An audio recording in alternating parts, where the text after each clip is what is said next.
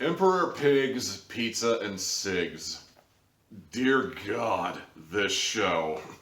I first heard about this show when I heard the trailer on a completely different audio drama unrelated to it in virtually every way, shape, and form, but that's neither here nor there. We'll get to that another day.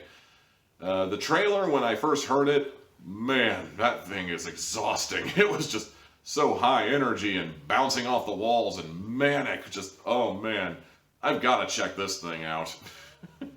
Fortunately, the actual show itself isn't quite as bouncy and manic as I made it sound. It's definitely got its unique sense of humor, but thankfully, it's not as exhausting as the trailer made it sound. In fact, it's actually quite enjoyable, and I found myself binge listening to the entire thing. Do we call it binge listening? Emperor Pigs, Pizza, and Cigs follows the employees of the titular Emperor Pigs, a pizza joint that sells pizza, cigarettes, marijuana, possibly sacrificed goat. The list goes on. One episode will focus on Maggie the werewolf, another will focus on Fernov the cook, or another one will focus on Gordon, the guy who founded Emperor Pigs, and so forth and so on. It's not the first time I've encountered this approach to storytelling, but I like it. It gives you a chance to dive into other characters and see what their lives are like when they're not working the pizza shop, or when they are working the pizza shop in a couple of occasions, and I think that's pretty cool. Make no mistake, the sense of humor in this show is super dark at times and super politically incorrect at other times, and that's one of the reasons I love this show. It is bold, it is daring, and I just can't get enough of it. In fact, the person who writes this show is one Persephone Rose, a trans woman. Imagine that. A trans woman with a sense of humor about herself. What's going to happen next, huh? What a novel concept. Oh, God, why did I want a Twitter account?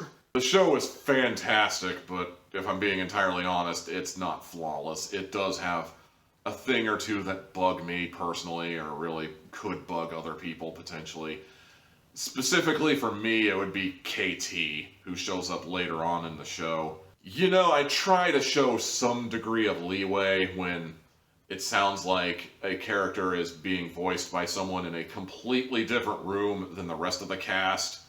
I can see my way past that. I mean, I still love Beavis and Butthead Do America, and if you listen really closely to the audio engineering, it sounds like all the characters who aren't voiced by Mike Judge are recording in a completely different studio. But I still enjoy the movie all the same, despite this very noticeable detail. And that's kind of the case with the actor playing KT. What I can't get around is the way that she reads her lines. Oh my God, I have to get a job now. I am so annoyed by this job. Fernod is the most aggravating human being on Earth, and he makes me so angry. Oh wow, this is my first paycheck. I am so happy to have this money. This is another instance where I can't tell if she's reading from a card and just isn't that good of an actor, or if they told her to read her lines like that on purpose because she's one of those starving artist types who's bored with the universe and, oh, you know, the moment you start making money is when you lose all your indie cred and nobody will love you. Ooh, fuck you. Trust me, man, not to go too far off topic and go on a completely different tangent.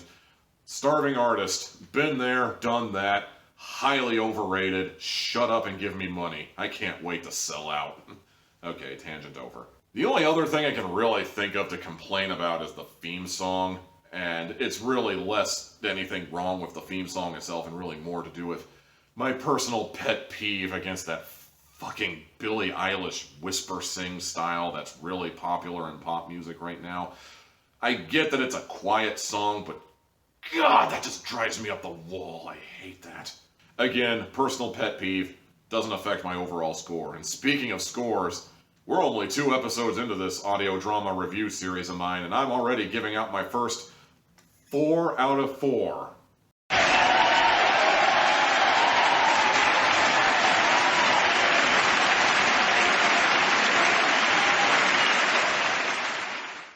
And that's going to do it for this week's audio drama review. If there's an audio drama you think I should check out, leave a link in the comments and I'll give it a listen. I got nothing better to do, right?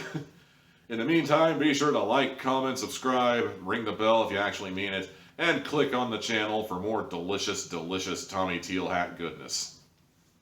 Until next time.